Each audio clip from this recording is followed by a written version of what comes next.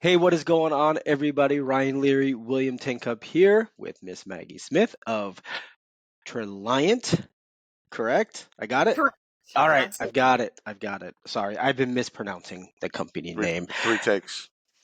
No, one take. It was one take, not that bad. Anyhow, welcome. You are listening and watching the Practitioner's Corner. Maggie, welcome into the show. Today is all about you. Does that make you nervous? No. Nah, thanks for having me. It's fun to be here. Oh, it's wonderful to have you. Why don't we start off, introduce yourself Sure. properly to the audience so that they know who you are, and then we'll get this thing rolling. All right, sounds good to me. So I am Maggie coming to you today from Richmond, Virginia. Lived in Richmond past 3 years, and prior to that was in the Boston area. So big reload a few years ago. And that's when I came to Traliant, was when I came here kind of a weird way, wound up in Central Virginia for 15 months. It was too quiet for me. Do not recommend. It was beautiful, but I couldn't hack it out there. Too many trees. Yeah, it was Cows. rough. So I could only hang 15 months, and then I had to move to Richmond, Virginia. So Well, you made a weather change right there. You got out of the Yeah. Boston winters. yes, I left my snowblower behind and never looked back. Yeah. That would Now be you occasionally amazing. have to worry about a hurricane, but you know what? What's the chances of that Right? happening? Yeah, but Yeah, that's like occasional. You're not pushing a Winter, snowblower for 4 months. true. winter happens every year in Boston. And the Boston is so probably like a lot of the Northeast. The first snow is so gorgeous. And it's like you look at it and it's just like everyone's on a high. It's beautiful. And then you get into like March and the snow's still there. And people are just angry about the Yes. snow. This is how, Maggie, this is how we know that William is from Texas. 100%. Because the first 100%. snow is not beautiful. It's like beautiful for a day while it's white and fluffy, and then it gets That's our snow. dirty and mushy and That's our tires and snow. yeah. That's our winter. That's literally it's all in a week. We get it every year. We get a week. There's some ice. Everyone goes to the grocery store. Then there's some snow. Kids go out and play, and then it's gone. That's Come it. back. Yeah. Yeah. Yeah. Kills the mosquitoes. No. We're good. Well, Maggie, let's do a little bit. What's your current position? What's your kind of what's the breadth of what you do at Sure. Traliant, Ryan? So I joined Traliant a little over 3 years ago. Is that And a COVID move? yeah, I broke out of Technically, healthcare during COVID. I'll admit I couldn't hack that either. fair. She's like, I can't deal with the winter. I can't deal with the trees. I can't deal with healthcare. Yeah, We're good. No, fair enough. seemed Fair good. enough. Jumped over to Traliant after toughing it out for a period of time working in the senior living industry during COVID. And then joined Wow. Traliant as the first human resources practitioner that they had hired, and really got to set about kind of dismantling things that had been put into place by non-HR people, That was my next and question: is just how much did you have rebuilding to it. undo in the first 3 years? Was it like a year of your life was Hmm. It just was undoing? 18 months of my Yeah. life. Yeah. Well, the people they have the best intentions, right? So before they have HR, it's usually an office manager, an executive assistant, or maybe someone from operations. Maybe they've taken some classes. Sometimes they have a PEO, and so there's some structure-ish.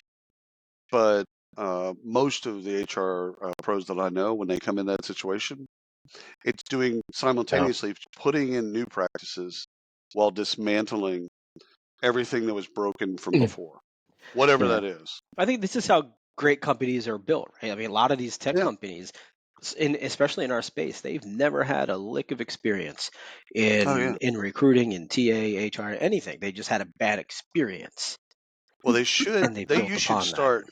My bit with entrepreneurs is start a company with HR. Have somebody in HR, and then you don't have to go through that undoing phase really at all. Hmm. You start Yeah. somebody there that understands talent. So it could be recruiting, could be HR, it could be a blend, but it should start with somebody. If you're starting with a salesperson or product person, you should start with somebody that knows talent. Solid So advice. Absolutely. usually not taken, unfortunately, but yes. Yeah. What is rhymes with compliant, Traliant? What would you say? What do you do? What's the mix of services and products, etc.? So we actually sell training compliance for other companies. So typically human resources is our customer. Right. So we're selling training on preventing discrimination and harassment, in specific training geared towards different industries. So maybe the restaurant industry, Oh, very we're cool. selling code of conduct training, things of that nature, and just also training that's great for managers to have, how to hire, training about being aware of our biases that we all bring to the table, whether we want to admit it or not, and how to overcome those and be aware of those. And so our team, we're about 150 employees altogether, and we have departments, sales departments, product, of course, our client services teams, and marketing, and all that good stuff. And then a small but mighty HR team. Well, you're on the team, so it is mighty. That It's is. our team. All right, so I'm going to go out on a limb here, and I'm going to assume what's keeping you up at night is something inside of compliance, diversity, bias, something in that area. I could be very wrong, but what is it? What is Maggie thinking about right now that keeps you up at night? Work All right, related. Work related, yes. That's Okay. good. All Good line to put in the sand right there. Work right. related, because this was about to go very dark. Yeah, 100%. Sorry, Maggie. Go In ahead. this No, Dateline episode, go ahead. coming from a compliance company, I'm not all that worried about compliance because we have a great product that our Right. employees participate in and Right. complete the training assignments. So really what I've been thinking a lot about lately is really kind of the re-examination of our culture. And the reason I've been thinking about Mm. that is that we have had 2 acquisitions in the past year. So we've Wow. really gone ahead and brought together, we had Traliant, and then we completed 1 acquisition and added about 20 employees to the mix. And then we had another acquisition at the beginning of this year and added another 40 employees to the mix. Good time to reset.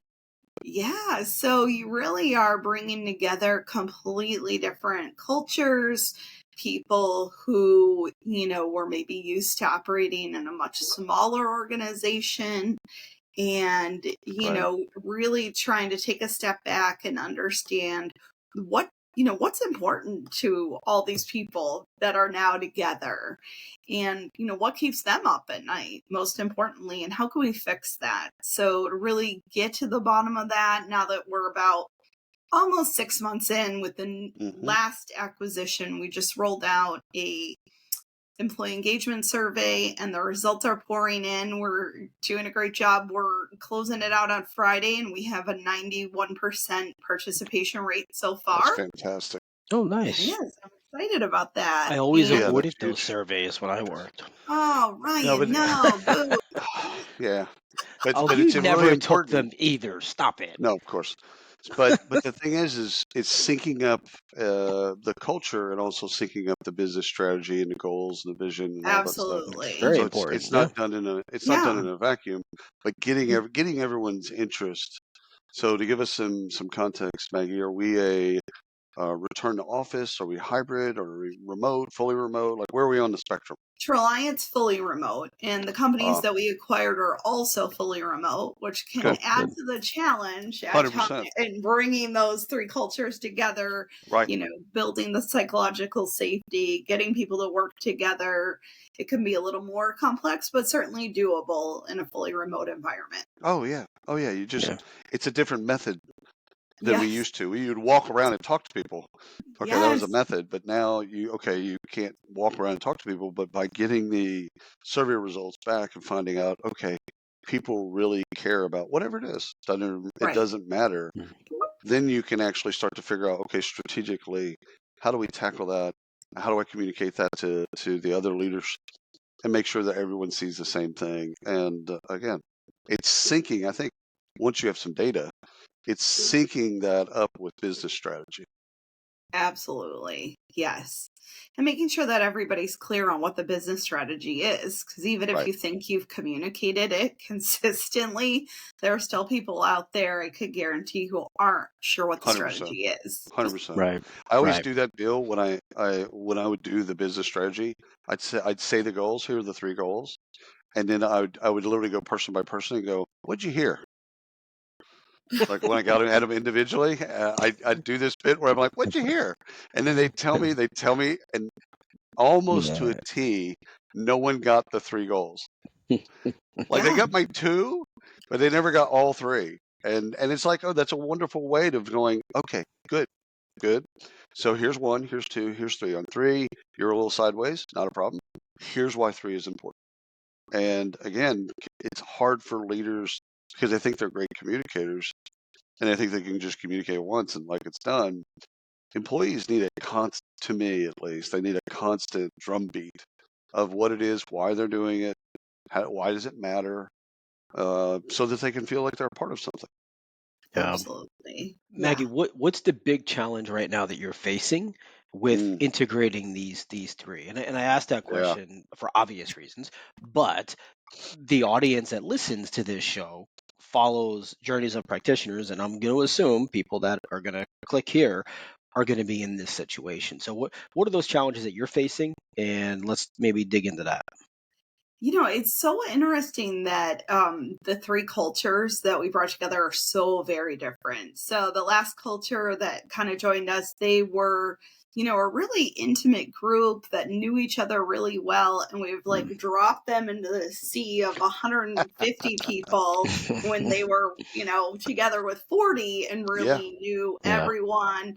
And not only that, we changed the technology on them and we're like, oh, no, we don't use Slack, we use Teams, Hmm. and just so it's just a really different culture. And the pace at Traliant, we're a growing organization, yeah. and it's a much swifter pace than some of these people have Yeah. been used to, and that's hard for people. Change is hard. No one ever is like, oh, I hope we get acquired. I'm never. There's Well, every now and then you stumble across a the few people who founders hope. copy. Yeah. Yeah, but The founders. not the Yeah. everyday employees. Right, That's not the right, right, right. Right, exactly. So it's just, definitely what William said. I think it's really that game of telephone too with employees when, the first, 4 to 6 weeks, they're drinking from a fire hose, trying to understand what are the policies here? What are the benefits that are available to me? When's the right deadline that I have to enroll in these Right. benefits? And because then, everything's different. yeah, and then the dust sort of begins to settle a bit, and then they're like, wait, did we ever know this? Did you tell us this? And it's just, that ongoing messaging. So you're, trying to get them to learn, hey, here's how we do things, here's our culture. And, really, I think a good lesson for HR practitioners listening is, what are some things in their culture that, you could introduce into your culture? 100%. You're Hmm. not the expert opinion on all things. And, there are probably some easy things that you can implement to help people feel more at home and more connected to one another. I think that traverses technology and process as well. Yes. Being open, so it takes both sides, in this case, all 3 sides. It takes an HR leader like Hmm. yourself that's open to then say, listen, let's look at culture. Okay, let's look at all of our cultures and let's pick kind of, and then again, align it. Okay, great. But then you can do the same thing with tech. Like, okay, we use this ATS. Great. Yes. And then everyone else is saying, oh, we use Ashby. No, we use Greenhouse. Okay, all right. Tell us the pros and cons. Like, hey, I'm not tied to any of this. I Yes. just want to use the best Hmm. technology. Absolutely. And the same thing is process too. Like, okay, what's your onboarding process? Or client onboarding, employee onboarding. What's your onboarding process? And all of a sudden they tell you stories like, oh no, that's better. That's better than we do it. we need to. I mean, that's another reason why you acquire a company. It's not just clients and revenue Yeah. and all that stuff. It's this type of thing where, hey, they're going to bring some better technology to bear. Great, that's fantastic. That is a So beautiful cat. that is a Thank you. gorgeous Yeah, cat. he's a this is The pe- Bogart. the people listening are like, "What the hell Oh yeah, are you no, all?" that's a Yeah, big cat too. That is it not a is. small Yes. cat. Yeah. No. He's a Maine Coon cat. He's Yeah, appointed himself an unofficial member of the HR team. He hundred has a percent. lot of opinions. Yes, as you He looks as you like should. some of the cats you see on the cat food bags. Yeah. Yeah, Yeah. true. Yes, I So should have locked him out of here, but he's happy to be here. Oh, that's he's good. fine. He's fine. So for those that are listening, you're not seeing the cat. Go But find the video. You'll but find you could go the to cat. YouTube and find the cat. You can go find the cat. So Maggie, with the acquisitions, you had some talent that you brought in. Um, did you keep the talent? Did you keep some of the folks that were touching HR, or even some of the folks that were doing Well, HR? they primarily carried out a finance task. Right. They've been sitting with the finance team and really helping them Right. with merging of different accounts, Right. collecting any outstanding payables, that nature. But definitely, they've been great when I've reached out and asked them questions about, and Right. also it's like the merging of benefits too. So really Oh, finding out huge. Right. who's your broker that you use, when do your policies renew? Right. And, all these kind of really nuts and bolts types of That's not questions easy. that you That's need to find out and ask the question, hey, what was your HRS system? What do people, because people will inevitably forget and oh say, yeah. how do I get my W-2 from 2023? And, want to be able to respond to them, point them in the right direction. So, and then, fortunately, in this situation, we have access to the owners of both Right. companies that we acquired. So, really Right. talking to them, learning, what was their strategy, what was their approach to culture, what were some things that really worked well and that their employees really enjoyed, and what could we bring here to the table or replicate in some way. So, Right. they used Slack and had different channels in there, and we were like, great, that sounds fun to us. We'll add those channels and, give people that opportunity to talk about, whatever they want on those channels. If we have a pet channel, which of course is very important, Critical. as you can tell in my Yep. house. Mm-hmm. Yep. And just, books, talk about books, things of that nature. So, Right. and then it's just bringing people together regularly, making sure that, hopefully your managers are having conversations, one-on-ones. And we recently introduced a tool to really help better manage that process for employees and their managers. If you don't mind, what was the tool? It's Lattice. So it Oh, yeah. has a great one-on-one tool that Mm-hmm. both Yeah. the manager and the employee can say, hey, I want to put this on the agenda for our one-on-one. And it just is a great way. It's way better than the little Post-it notes I had scattered on my desk.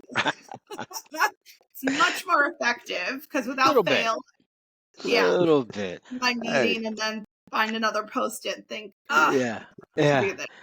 So, Maggie, I want to ask this because I'm always interested in the actual process of Yes. everything. So, what has been more difficult for you, right? Is it the technology, introducing new technology into the companies you've brought in, or has it been introducing the people into the process and integrating those together with your current employees? I know It's they go really, hand in hand, but which kind yeah, of, yeah. what was a tougher case? Definitely the latter of the two, because, many people, are surprised. They didn't know that their Mm-hmm. organization was, looking for a potential buyer. Right. Right. And they like things the way that they were, like any of us, we're all Right. creatures of habit, and Who it's moved my hard cheese? to, often introduce them into not just a new organization, but like a whole new process, a whole new pace, and a whole new way Mm-hmm. of doing things. Right. So it can be really challenging to do that. It takes a long time for sure. Yeah. Let's go backward a little bit and build towards your career. 15-year-old Maggie wanted to be a... I think I wanted to be a veterinarian, but then I later realized what that entailed and was like, I would be terrible at that. So I abandoned that dream quickly. Everyone's good with veterinarian until you get to euthanasia. Right, exactly. Yeah, I had to tap out of that career before it even began. So what was your first job, I'd assume, after college or before? I know, William, we were talking before the show, and much like your family, you can kind of see what's going on. I enlisted in the Army right out of high school. Seemed like a brilliant idea at the time. My parents were less convinced of its brilliancy, but I was able to sell them on that because I really didn't know what I wanted. I really didn't know Perfect at place all. to go figure it out. What that was out there in terms of being able to, career paths. And frankly, I was like, I don't really know how I'm going to pay for this. I have no idea. Grew up in the Midwest, Illinois, modest family, and really, couldn't afford to figure it out and pay tuition at the same time. So I enlisted in the Army. Had my 18th birthday when I was in basic training. Do not recommend. It would have been great otherwise because it was on a Friday, but it wasn't that great. And really, once I got out of the military, completed my enlistment, I just kind of randomly moved to the Boston area. I'd grown up in Illinois, and I figured, you know what, there's definitely plenty of options for school there. And I wound up attending Northeastern University in downtown Boston, nights, weekends. So it was very glamorous while I worked by day.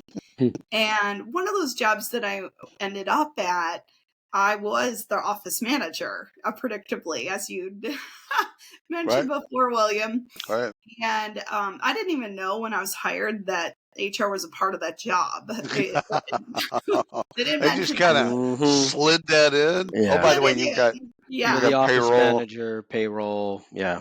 Yeah, exactly. Personnel. Yeah. So I ended up joining them, and one day, it was the good old days when we had fax machines. Somebody faxed over their dental enrollment form, and I had asked the CEO, who gets this enrollment form? And she said, oh, you do. You. And I thought, oh, no. I knew not it. Yeah, exactly. I knew nothing about benefits management, administration, nothing. Why would you? HR. So luckily I was attending Northeastern at that time, nights and weekends. So I very quickly started, my minor quickly became human resources. Smart. I was at the time majoring in health management, which is essentially like a business management. And I worked in healthcare in human resources for many years, spent some time in tech, and then joined Traliant. So that was how it began. And I stayed with them and learned as much as I could, did a lot of networking. There's a woman out there named Carrie from Guardian Dental somewhere in the universe who really taught me a lot about benefits, which was very generous of her, and answered all my ridiculous questions. And I had many. And definitely made friends with some health insurance brokers along the way that were also really helpful. Yeah. And, classes. So I stayed at that job and then was like, okay, this is great, but I should probably leave and join a team so that I can, continue to learn, bounce ideas off that group of people. And so that's what I did at that time. So now if you weren't introduced to HR through the fax machine and being tagged as you're it, would you have chosen this career? Or would this not have been a thought? You know what? I would like to say yes, but I think at the time I was still, even though I was going to Northeastern and, had a major, I was still kind of trying to figure it out. I had an interest in law. I had an interest in business. I had an interest in social work. And I kind of feel like HR brings all those strange things together. Not that HR people are lawyers, but you certainly have to be aware of applicable laws. And you'll need one if you don't do it the right way. Yeah. So. Yeah, so I felt like it kind of wound up being a great, fit to bring all those things together. Yeah. So were you active like in SHRM or when you're in healthcare ASHRA or any of those types of associations? Yes, I joined SHRM early on. That's a great resource. I feel like they have any template online that you could possibly Hmm. imagine, so never need to reinvent the wheel there. Right. And then I was involved in, because I worked in assisted living at the time, it was called ALPHA, the Assisted Living Right. Federation of America. It's now Argentum. That's another great resource as well. That's fantastic. So have you developed a mentor in HR, or do you mentor others at this particular All juncture? of Like, the above. It's a ah, great question. So I'm very involved in my local SHRM chapter, Richmond hmm, SHRM, and I'm on the board of Richmond SHRM. And I'm actually responsible for the mentor program through Richmond Interesting. SHRM. So it's really wow, pairing up earlier career HR right, professionals with Hmm. more seasoned. But I think mentors are incredibly helpful no matter agreed. what stage of Yeah. your career. I still have, my own Rolodex of people. I'm trying to connect with someone that I worked for years ago. She's a chief human resources officer for a company in Boston, just to like pick her brain on, various things that keep me up and, want to hear her experience with those. So I Yeah. think that yeah, you can't go wrong with that. We just rolled out a mentor program here at Traliant as well. Let's talk about the mentor program if we can. Sure.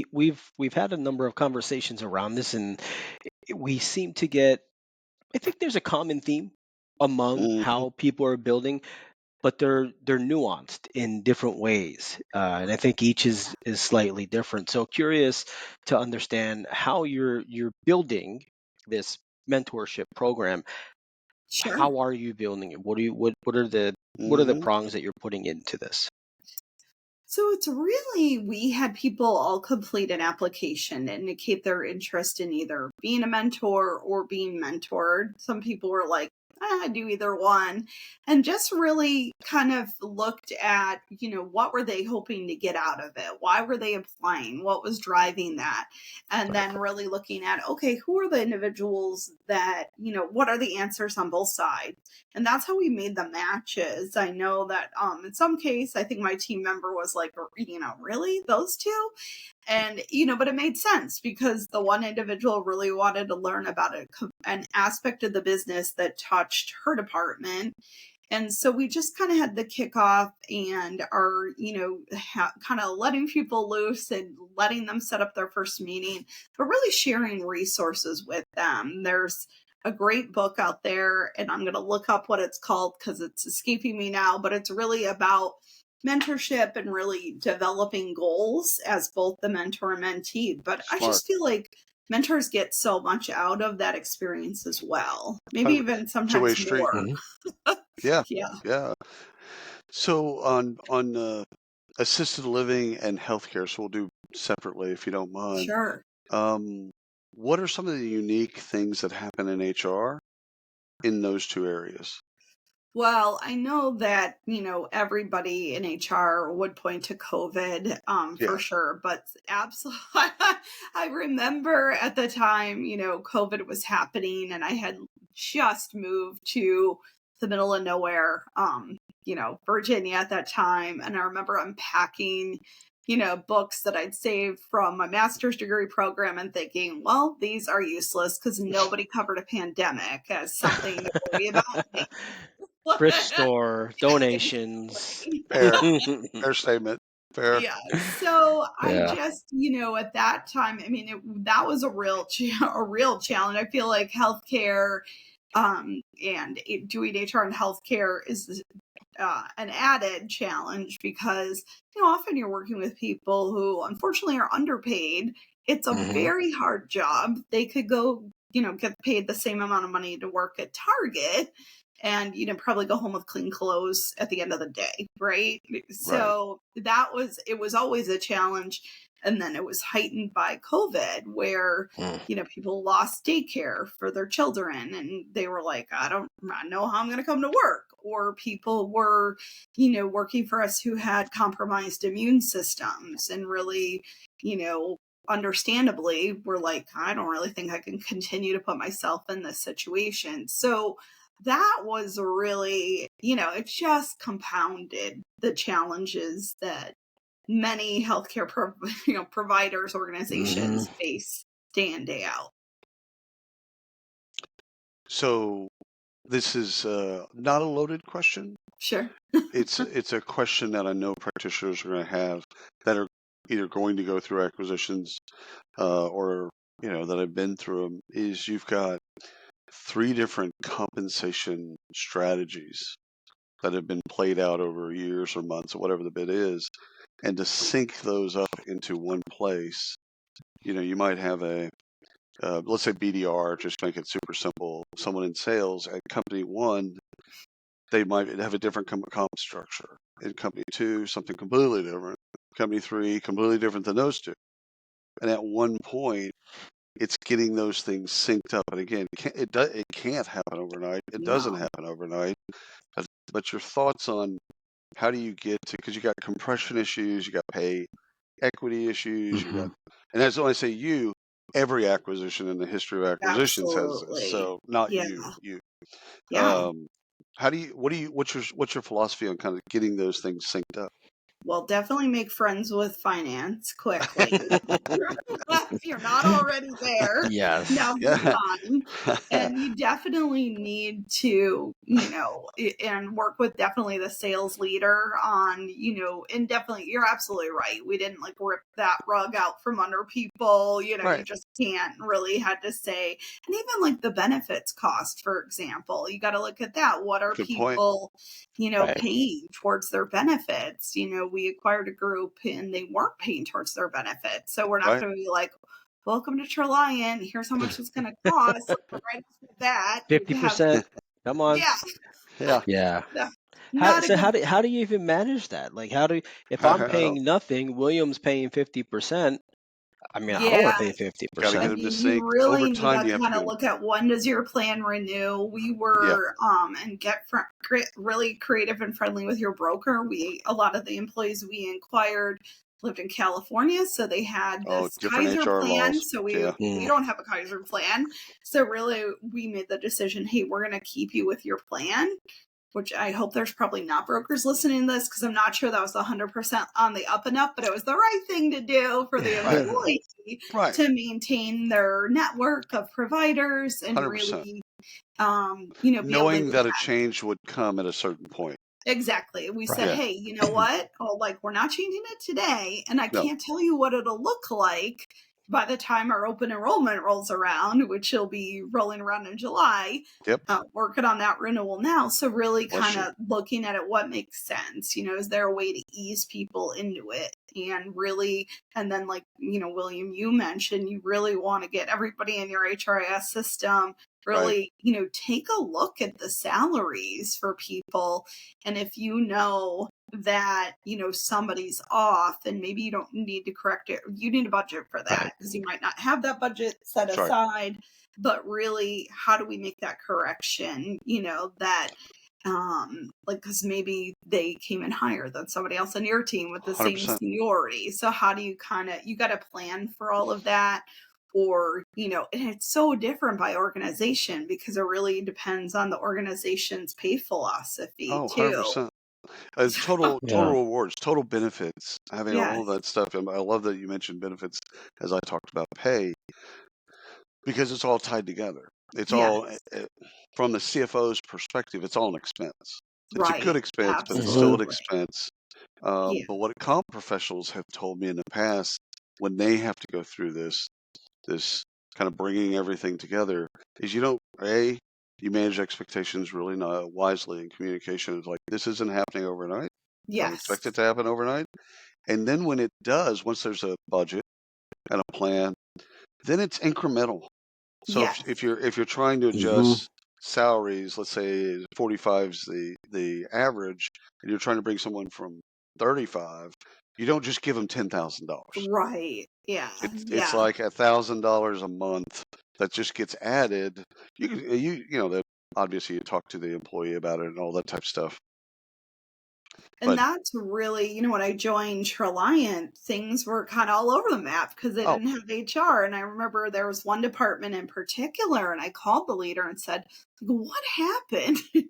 What happened in your department?" Why are you 75% above the rest of the company? Right, like what is like? It was like people in the same department. You'd have somebody way up here, someone down here, and it kind of depended on the whim of the leadership team at the 100%. time, or the company was growing, so maybe they were like, okay, get this person in, but at this rate. Right. So we had to do a lot of correction gradually, as you mentioned, William. Yeah. It took well over a year to really Because kind of the company has to be able to sustain as well. Yes, Right. And that's absolutely. Yeah. that's a True. tough balancing act. You can't just pay 100 people $10,000 more. Right, exactly. It's a lot of money. Yeah. Yeah. So really, we didn't hire. I know a lot of people hire outside, but there's a lot of great tools out there now that can make this a lot easier. We started with salary.com. Yep. They have a paid subscription service, and then we're using Open Comp now. But there's a lot of great ones out there that can really help you design ranges and really help you identify, okay, where do I need to get this person incrementally, as you stated. Absolutely. Are you with benefits? Are you each year you add and prune like one of those types of deals where you look at benefits, they're not using this EAP, or they're not using this particular service, whatever it is. Okay, prune that. No, they care more about well-being or whatever the new thing is. Add that. Like what's your philosophy around benefits? Yeah, you definitely. So when I first came to Traliant, it was kind of like the bare bones benefits, right? Like the typical medical, dental, vision. That was it.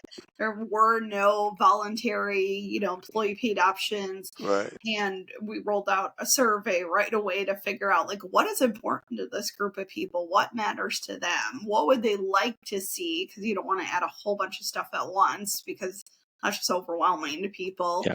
But what would matter the most? And then definitely, look at the utilization, find out what's important to people, read and, try to act on the feedback that people give you. And I would say no is taking action. If the answer is no, tell people that. Like, hey, we can't do that. Here's why.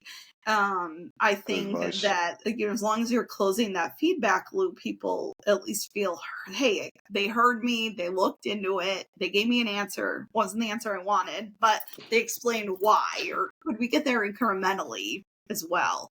So yeah, and I think it's always good to look at the benefit options and offerings. Get a broker, put the plan to bid, see what's out there, what makes sense.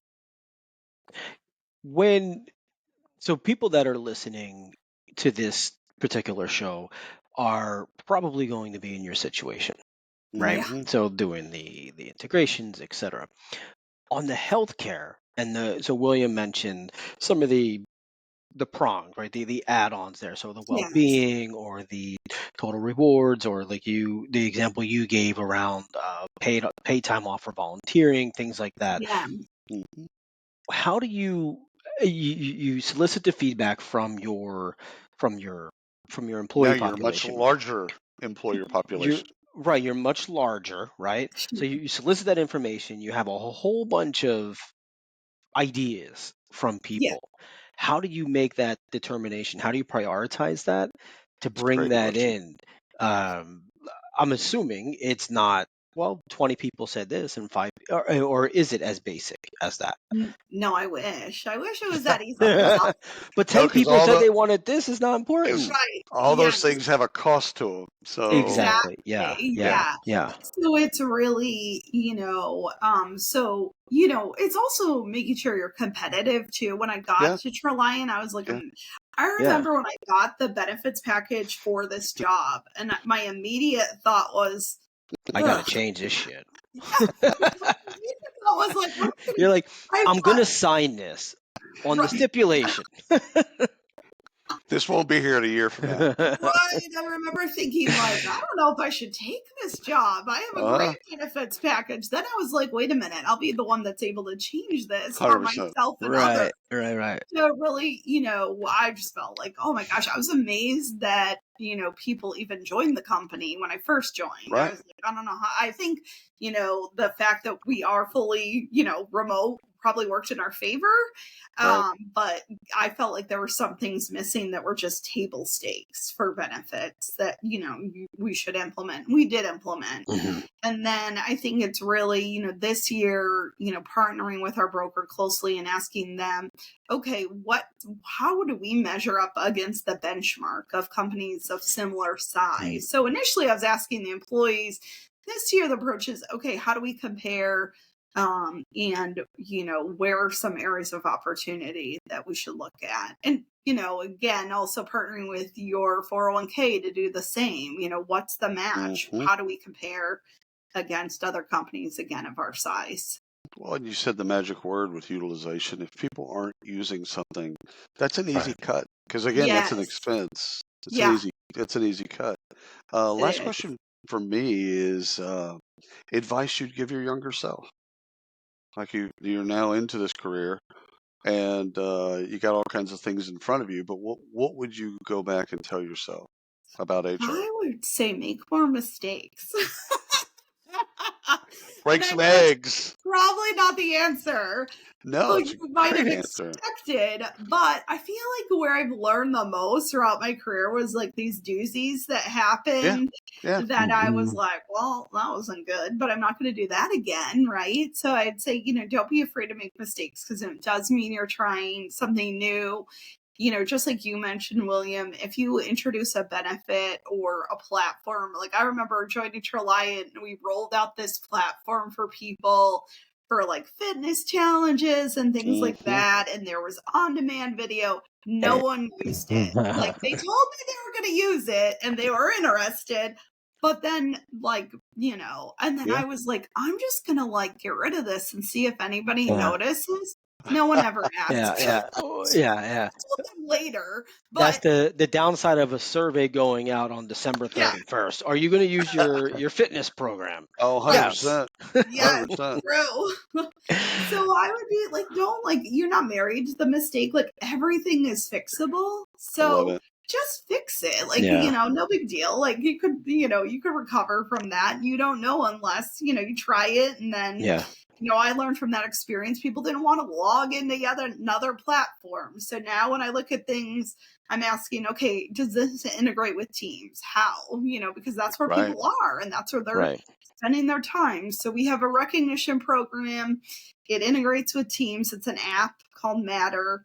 And we have, Kudos Fridays, makes it super easy to participate. So just really, I would definitely say, don't be afraid to make mistakes because that's how you're going to learn and you're going to Great learn. advice. You're going to learn a lot quicker. Yeah. You're making me want to call my former HR reps and thank them because as you're talking, I'm listening and I'm thinking, there's a lot of stupid things they put out there, in my opinion, I should say. Yeah. They were like, why? Like, what is that? But then there were some really good, but I had options and it was constantly Yeah. moving. And the Yeah. one thing, as I'm reflecting on it, the one thing I could always say about them, they were always doing something. Yeah. And I Trying. felt like I can trust them significantly more than my leadership Right. because Yeah. they were always doing something for me and asking me. And I never really thought of it that way. So, Well, I yeah. think sometimes people forget that, every now and then I want to say to an employee, hey, I work here too, right? Like, I benefit from Right. the benefits. Yeah. I benefit from getting the salary structure right. So, we're, probably definitely looking out for employees and ourselves because we're strapped in for the ride as well. Yeah. 100%. This has been fantastic, Ryan. It has. I enjoyed it. I reflected a little bit at the end. I Yep. feel like I need to go make amends with some of these people that Yeah. I once Yeah. said, "What the hell are you doing Yeah. in life?" Said some Yeah. mean things to him. So thank you for that, So, Maggie. Okay. You're welcome. Maggie, you No, were a therapist today. yes, yes. No, but really, this has been a great conversation. I agree. We'll have to have you back on after July, after your open enrollment to see how that Yes. goes with the three All different right. companies. You might be Sure. telling us a different story. 100%. True. Thank you, Maggie. Appreciate Thank you you. for coming on, talking to the audience. We just appreciate you. Thank you for your time. Thank you.